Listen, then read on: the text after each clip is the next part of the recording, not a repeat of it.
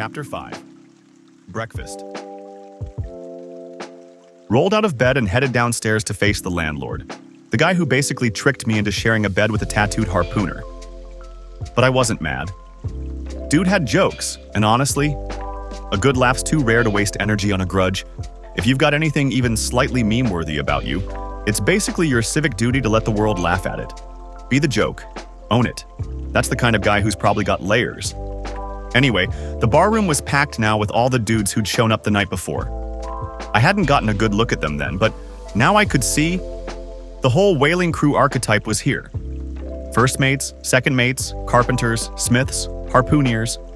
A full cast of rugged sea veterans, big beards, bigger vibes. Their morning fits? Just monkey jackets, like robes for salty pirates. You could tell how long each guy had been off the water just by the gradient of their sunburns. One guy looked like a roasted pear. Dude probably stepped off a ship yesterday. Another had that slightly faded bronze, like sun-kissed wood. Another was still peeling from weeks ashore. But Queequeg?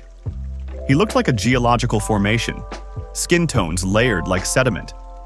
Dude was a climate map. Then the landlord yelled, "Grub ho!" And we all marched into the breakfast room like it was a raid. They say world travelers are supposed to be confident and chill in any room. Not always true.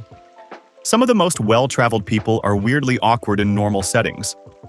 Like, yeah, sure, you crossed Siberia in a sled with dogs, but can you handle small talk over pancakes? That came to mind because once we all sat down at the table, I expected stories. Sea monster tales, whaling war stories. Instead, silence. Deep, awkward first day of school silence. These were hardened sailors, guys who'd speared whales bigger than box trucks. And yet here they were, quietly side-eyeing their eggs like middle schoolers at their first sleepover. Weirdest thing, these bashful sea tanks. Queequeg, though, total opposite. Dude was chill AF, sitting at the head of the table like a tribal king at Sunday brunch. Now, I can't say he had the best manners. He literally brought his harpoon to breakfast, used it like a fork, just reaching over people's heads, spearing steaks like it was a survival challenge. But he did it smoothly. And in this crowd, if you're smooth, you're golden. That's the rule. No need to dive into all his habits now, like how he skipped the coffee and pastries and went straight for rare steak like it was the only food group.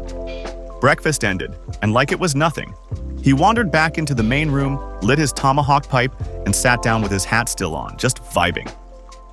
Guy was digesting beef and existential peace. Icon.